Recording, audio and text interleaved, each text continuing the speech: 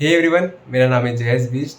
Last video को इतना appreciate करने के लिए थैंक यू। और ये मैं स्टार्टिंग में इसलिए मेंशन कर रहा हूँ कि ये वीडियो उस वीडियो की सप्लीमेंट्री वीडियो होने वाली है।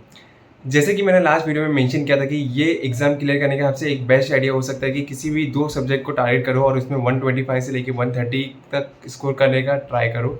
तो इस वीडियो में हम वही डिस्कस करेंगे कि कैसे हम वो स्कोर कर सकते हैं और यहाँ तक कि हम कैसे एग्जामिनेशन स्कोर करने का ट्राई करें। और जैसा कि लास्ट वीडियो में प्राची ने पूछा था कि हम हर एक सब्जेक्ट को कितना टाइम अलॉट करें और स्पेशली एफएम और सीएमए से सब्जेक्ट को। तो बिना टाइम वेस्ट किए हम आते हैं अपने वीडियो के मेन टॉपिक पे। तो इस वीडियो को हम करेंगे 3 पार्ट में डिस्कस। पहले हम बात करेंगे टाइम मैनेजमेंट के बारे में कि हमको हर एक सब्जेक्ट के लिए कितना टाइम अलॉट करना है। सेकंड, थियरी सब्जेक्ट के बारे में। और एंड में करेंगे जितने भी हम ओएमआर बेस्ड क्वेश्चन पेपर है उसको हम कैसे प्रिपेयर करेंगे। तो सबसे पहले बात करते हैं टाइम मैनेजमेंट के बारे में। तो एज सच कुछ रूल नहीं है कि हमको कितना टाइम देना चाहिए। हम अपने प्रिपरेशन के हिसाब से हर एक सब्जेक्ट को टाइम अलॉट करेंगे। जो चीज़ मैंने अपने एग्जाम के लिए फॉलो की थी, मैंने अपनी एक ग्रुप 1 की एग्जाम दी थी दिसंबर 21 में और ग्रुप 2 की दी थी जून 22 में। और मैंने दोनों ही एग्जाम में हर एक सब्जेक्ट को 7 डेज अलॉट कर दिया था डिसेंडिंग ऑर्डर में। जैसे कि जो भी एग्जाम सबसे लास्ट में होने वाली है मैं उसको फर्स्ट 7 डेज में प्रिपेयर कर लेता था। जैसे कि अगर हम ग्रुप 1 की बात करें तो फर्स्ट 7 डेज में टैक्स, फिर एसबीईसी, फिर कंपनी लॉ और एंड में जीआईजीएल। और इसका ये रीज़न था कि एक जीआईजीएल ही ऐसा सब्जेक्ट है जिसमें डायरेक्ट क्वेश्चन आते हैं और बाकी सब में आपको आएंगे सब केस स्टडी बेस्ड। तो मेरा टारगेट यही था कि जो भी एग्जाम फर्स्ट रहे उसको मैं लास्ट 7 डेज दूं। इसका रीज़न ये था कि एक जीआईजीएल ही ऐसा सब्जेक्ट है जिसमें डायरेक्ट क्वेश्चन आते हैं और बाकी सब में आपको आएंगे केस स्टडी बेस्ड। तो इसमें मेरा ये टारगेट था कि मैं इसमें एक अच्छा मार्क स्कोर कर सकूं। सेकंड ये कि जो भी मैं याद करता हूँ वो मेरे दिमाग में फ्रेश रहे क्योंकि उसके बाद डायरेक्ट देनी थी एग्जाम। और थर्ड, सेल्फ कॉन्फिडेंस, क्योंकि अगर मेरा ये एग्जाम अच्छा जाता है तो मेरे नेक्स्ट एग्जाम के लिए भी अच्छा रहेगा। और ओवरऑल मैं अगर इसमें अच्छा मार्क्स स्कोर करता हूँ तो ये मेरे को बाकी के सब्जेक्ट के लिए भी हेल्पफुल होगा। और इसका बेनिफिट मुझे मिला भी था क्योंकि मैंने एग्जाम में सिर्फ 83 मार्क्स के क्वेश्चन अटेम्प्ट किए थे और मुझे आए थे एग्जाम में 70 मार्क्स। और यही ग्रुप 2 में मैंने एफएसएम और सीएमए दोनों को मिला के 7 डेज रखे थे। ईबीसीएल के लिए मैंने 14 से 15 डेज और बाकी की जितने भी डेज थे मैंने एसएलसीएम के लिए दिए थे, वो भी डिसेंडिंग ऑर्डर में। क्योंकि अगर एफएसएम को देखो तो कंपैरेटिवली सबसे छोटा सिलेबस एफएसएम का भी है, तो मैंने उसको 3 डेज में खत्म किए थे और सीएमए को मैंने दिए थे 4 डेज। तो ऐसे ही मैंने अपने दोनों ग्रुप के लिए ऐसे टाइम अलॉट करके रखे थे। ऐसा जरूरी नहीं है कि जो मैंने बताया आप वो फॉलो करो। हर एक इंडिविजुअल का अलग अलग सब्जेक्ट स्ट्रांग हो सकता है, तो उसके हिसाब से अपने प्रिपरेशन के हिसाब से हर एक सब्जेक्ट को उतना टाइम अलॉट करो and at the end what works for you works for you. तो हम बढ़ते हैं अब वीडियो के नेक्स्ट पार्ट में और बात करते हैं थियरी सब्जेक्ट के बारे में और स्टार्ट करते हैं जीआईजीएल, मेरे फेवरेट सब्जेक्ट से। तो जीआईजीएल एक प्यारा सा सब्जेक्ट है जिसमें 17 चैप्टर्स है। तो इसमें मैंने यही किया था कि जो भी चैप्टर मुझे छोटे इंपॉर्टेंट या मेरे को इंटरेस्टिंग लगते थे तो उन चैप्टर्स को मैं पहले ही रिवाइज करके हटा देता था। तो जैसे देखिए कि first chapter sources of law, ये बहुत छोटा चैप्टर्स भी और एग्जाम में मार्क्स भी कैरी करता है। एग्जाम में एटलीस्ट इसमें से 4 या 8 मार्क्स के आते हैं और मैक्सिमम इसमें 12 मार्क्स तक के भी क्वेश्चन पूछते हैं। Second chapter constitution of India, ये हमको CSEE में भी था और ये सेम चैप्टर हमको एग्जीक्यूटिव में भी है। फिर लॉ ऑफ थॉट हो गए, लिमिटेशन एक्ट हो गए, फिर लास्ट के 4 चैप्टर जिसमें थे registration act, Indian stamp act, information and technology act. तो ये सब चैप्टर्स मैं पहले रिवाइज करके फटाक से हटा देता था। फिर इसमें जो मेन चैप्टर्स आते हैं आईपीसी, सीआरपीसी और सीपीसी, तो ये भी बहुत इंटरेस्टिंग लगते थे मुझको और इसमें मुझे कुछ ज़्यादा ऐसा प्रॉब्लम आई नहीं थी। मुझे जीआईजीएल में सिर्फ 3 चैप्टर्स में बहुत प्रॉब्लम आई थी, वो थे third chapter interpretation of statute, fourth chapter general project and 11th chapter Indian evidence act. तो इसमें मैंने ये किया था कि मैंने इन चैप्टर्स को सबसे एंड में रखा था और इनके जितने भी टॉपिक्स थे मैंने उनको अपने लैंग्वेज में एक अपनी नोटबुक में लिखा था और उसमें से याद किया था। एंड यस, वो चीज़ बहुत हेल्प करती है क्योंकि अपनी लिखी हुई चीज़ ना बहुत जल्दी याद हो जाती है। अब बात करते हैं कंपनी लॉ की। कंपनी लॉ के लिए मैंने स्टार्ट किया था सेक्शन 20 से, जितने भी बोर्ड मीटिंग हो गए, जनरल मीटिंग हो गए, ये सब, क्योंकि सर ये सब कंसेप्चुअल है और ये सब एक स्टोरी की तरह चलती रहती है तो सब जल्दी याद भी हो जाती है। फिर उसके बाद आया था मैं सेक्शन ए में और इसमें मुझे जहाँ भी डिफिकल्टीज पड़ रही थी मैं उसमें देख रहा था शुभम शुक्लेजा सर के मैराथन लेक्चर्स।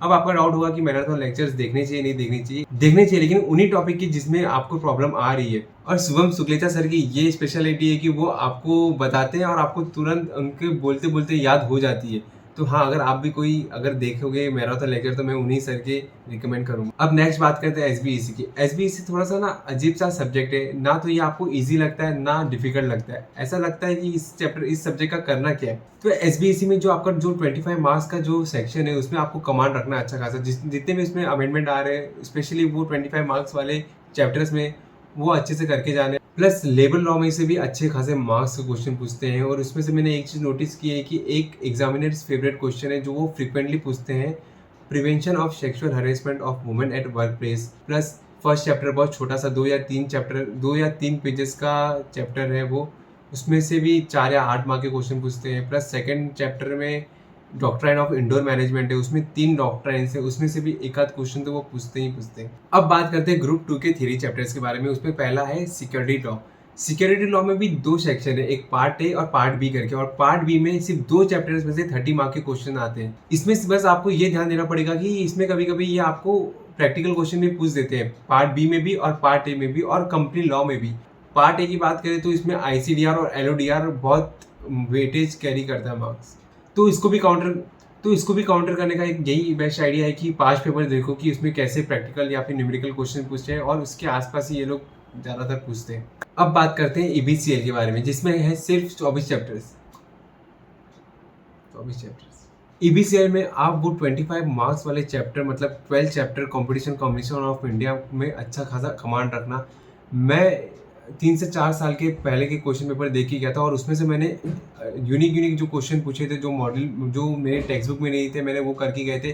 प्लस जो 2 क्वेश्चन मैं मेरी एग्जाम में जो आए थे, जो मेरे को डिफिकल्ट पड़े थे, जो मैं करके नहीं गया था प्रिपेयर, वो भी मैं डिस्क्रिप्शन में दे दूंगा, उसको अच्छे से करके जाना आप। उसकी गाइडलाइंस आंसर आपको ICSI की वेबसाइट पे मिल जाएंगे। अब आते हैं इस वीडियो के मेन टॉपिक पे और डिस्कस करेंगे OMR सब्जेक्ट, और स्पेशली मैंने इसी के लिए वीडियो ये बनाई है।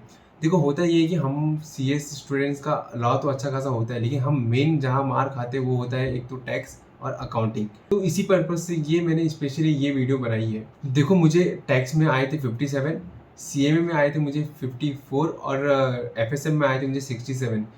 मैंने कुछ चीज़ें इन एग्ज़ाम के लिए फॉलो की थी, और आपसे ये रिक्वेस्ट होगी कि ये वीडियो अभी से आप बहुत ध्यान से और फोकस होकर सुनना, क्योंकि ये आपकी एग्ज़ाम में 100% इम्पैक्ट क्रिएट करेगी फॉर श्योर।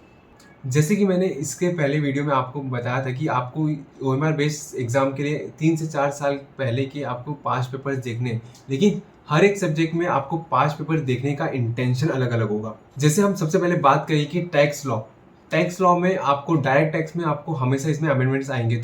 तो आप डायरेक्ट टैक्स में 5 पेपर में ये नोटिस करो कि वो हर एक सेक्शन में से कितने क्वेश्चन पूछ रहे थे, और उस हिसाब से प्रिपेयर करो। और इनडायरेक्ट टैक्स में इतने अमेंडमेंट के चांसेस है भी नहीं, और ये कंपेरेटिवली डायरेक्ट टैक्स से इजी भी आता है। और कभी कभी इंस्टीट्यूट का मन करता है वो इतने सारे फॉर्म नंबर पूछता है, जैसे कि दिसंबर 2021 की एग्ज़ाम में उन्होंने इतने फॉर्म नंबर पूछे थे उसमें, तो वो स्पेशली दिसंबर 2021 का क्वेश्चन पेपर सॉल्व करके जा रहा है। अब बात करते हैं CMA के बारे में।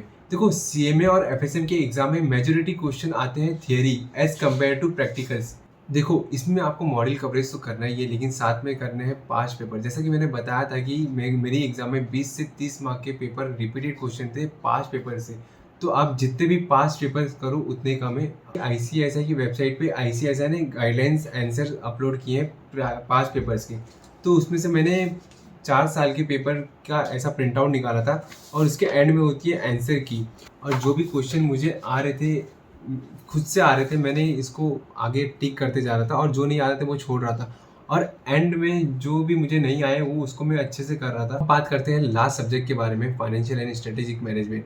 तो इसके लिए मैंने रेफर की थी टैक्समैन्स क्रैकर की ये स्कैनर, और इसमें 5 पेपर 3 साल के दिए हैं, लेकिन मेरा यही रिकमेंडेशन होगा कि आप ऐसे ही इसके भी प्रिंट आउट्स निकाल लो। और हाँ, ये मैंने स्पेशली इसलिए रेफर की थी, जो स्ट्रेटेजिक मैनेजमेंट की जो 6 चैप्टर थे 40 मार्क वाले, क्योंकि वो पूरा थियरी चैप्टर है, तो मुझे पता नहीं था कि उसमें से वो लोग फ्रेम कैसे करेंगे एग्जाम में क्वेश्चन। तो उसके लिए मैंने रेफर की थी ये टैक्समैन, क्योंकि उसमें हर एक चैप्टर के पीछे 40 से 50 क्वेश्चन है। और मैंने FSM का 5 पेपर सॉल्व करते टाइम एक चीज़ इनका पैटर्न नोटिस किया ICSI का, कि ये जब भी ऐसा क्वेश्चन पूछते हैं जिसमें 3 ऑप्शन है और 4th option all of the above है, तो इसमें मेजोरिटी टाइम इसका आंसर D ऑप्शन था, ऑल ऑफ द अबव। मेरे ही एग्जाम में कुछ 14 से 15 क्वेश्चन आए थे ऐसे इस टाइप के, जिसमें 4th option all of the above था, और मैंने आंसर किया है इंस्टीट्यूट के, मैंने चेक किया, तो majority time 60 to 70% time answer उसके D थे। हमेशा नहीं थे, ध्यान देना, हमेशा नहीं थे, लेकिन मेजोरिटी टाइम थे। तो आप अगर आपको समझो कि इस टाइप के क्वेश्चंस नहीं आ रहे, तो आप ये चीज़ फॉलो कर सकते हो। देखो मैं रिकमेंड करूँगा कि ये आप अपने खुद से पास पेपर सॉल्व करके देखो, अगर आपको लगता है तो ये फॉलो करो। ज़रूरी नहीं है कि आपका हमेशा ऑप्शन डी होगा, लेकिन हाँ मेजॉरिटी टाइम मैंने नोटिस किया था और मैंने अपने एग्ज़ाम में भी फॉलो किया था और मुझे एग्ज़ाम्शन भी आए थे। तो मैं यही सजेस्ट करूँगा कि आप पास पेपर सॉल्व करके देखो, अगर आपको कॉन्फिडेंस आता है तो आप अपने एग्ज़ाम में फॉलो कर सकते हो। ये टोटली आपके ऊपर है। और एक और स्ट्रेटेजी मैंने ये फॉलो की थी कि मैं ओएमआर बेस्ड एग्जाम में मैं 100 मार्क का पेपर अटेम्प्ट करके ही आऊँगा ही कैसे भी। देखो जैसे कि मुझे अगर एग्जाम में 8 या 10 क्वेश्चन नहीं आ रहे तो और मैं अटेम्प्ट भी नहीं करता तो मुझे एग्जाम में मार्क्स मिलेंगे आउट ऑफ 90 या 92। और यही अगर मैं अटेम्प्ट करता तो वर्स्ट केस सिनेरियो तो एक तो ये हो सकता है कि मुझे नेगेटिव मार्किंग मिलेगी, और अगर मैं 8 के 8 गलत होते तो मुझे मिलेंगे -10 मार्क्स। कुछ थोड़े आंसर राइट हो जाते तो मुझको उसमें एडिशनल मार्क्स मिलेंगे। तो इसमें यही एक रिस्क और रिवॉर्ड का रेशियो है। अगर आपके फेवर में काम की तो अच्छा है, और अगर नहीं की तो ये आपको यही बैकफायर करेगी। तो आप एग्जाम में वही रिस्क और रिवॉर्ड रेशियो को ध्यान में रख के आप पूरे मार्क्स का 100 मार्क का पेपर अटेम्प्ट कर सकते हो। अगर आपको कॉन्फिडेंस नहीं आ रहा है तो उतना ही करो जितना आपको आता है। देखो ये कुछ मेरे एग्ज़ाम के एक्सपीरियंस थे, या फिर आप स्ट्रेटेजी कह लो जो मैंने अपने एग्ज़ाम में फॉलो किए थे। आई होप ये आपको भी हेल्प करे आपकी एग्ज़ाम्स के लिए। वीडियो को यहीं पे रोकते हैं। अब एग्ज़ाम के डेज़ बहुत कम बचे हुए हैं, तो अपने माइंड को पॉजिटिव फ्रेम में रखना, जितना हो सके नेगेटिविटी से दूर रहना, क्योंकि एट द एंड एग्ज़ाम के वो 3 घंटे में आपका माइंड ही आपको काम आने वाला है। देखो मैं आपको एक एग्जांपल देता हूँ कि आप एग्ज़ाम में गए और वर्स्ट केस सिनेरियो ये हो सकता है कि आपको 100 मार्क के क्वेश्चन में से कुछ भी नहीं आता हो। तो उस टाइम पे आपको काम आएगा आपका माइंड। अगर उसने आपको उस टाइम पे मैनिपुलेट मार दिया कि मैं नहीं कर सकता तो आप नहीं कर पाओगे। लेकिन आपने अगर ये सोच लिया है कि अगर नहीं आता तो फिर भी क्या, कि सबके लिए पेपर एक जैसा सेट हुआ है, मैं करके आऊँगा, तो आप उस पेपर में आप 100% पास हो ही जाओगे। इसका मैंने लाइव एग्जांपल देखा है। मेरी दी चार्टर्ड अकाउंटेंट है, उनकी एक एग्ज़ाम ऑडिट की आई थी जिसमें कंप्लीटली आउट ऑफ सिलेबस, मतलब जो भी मॉडल के बाहर से क्वेश्चन पूछे हुए थे, और उन्होंने वो अटेम्प्ट करके आया था और वो पास हो गए थे। एक डिफ़िकल्ट क्वेश्चन पेपर की एक स्पेशल यानी ख़ास बात ये होती है कि उसमें चेकर्स आपको मार्क्स देते हैं, क्योंकि उनको भी पता है कि ये हार्ड पेपर सेट हुआ था। तो हार नहीं मानना, पेपर डिफ़िकल्ट सेट भी हुआ है तो आप वो 3 घंटा पूरा अटेम्प्ट करके ही आना पूरा अपना क्वेश्चन पेपर। देखो एक गेम ऑफ थ्रोन्स का एक मेम वायरल हुआ था कि इसमें एक वॉरियर होता है, वो पूरी सेना के अगेंस्ट लड़ जाता है। तो वो वॉरियर समझना आप, और जितने भी सब्जेक्ट है और जितने भी डिफ़िकल्ट क्वेश्चन एग्ज़ाम में आ रहे हैं, उनसे आपको उसी तरह लड़ना है। आई विश आप सबकी एग्ज़ाम बहुत अच्छी जाए। Wish you all the best. फोड़ के आना एग्ज़ाम में। और पॉसिबली ये वीडियो मेरी लास्ट हो मेरी एग्ज़ाम से पहले, तो आपको कोई भी डाउट हो तो मुझसे पूछो। मैंने अपने इंस्टाग्राम और टेलीग्राम दोनों के लिंक नीचे डिस्क्रिप्शन में दिए हैं। आपको कोई भी डाउट हो पूछना, मैं वहाँ पे एक्टिव तो रहूँगा। और सी या, हैव अ गुड डे। मिलते हैं अगले वीडियो में। बाय। और बस फोड़ के आना एग्ज़ाम में।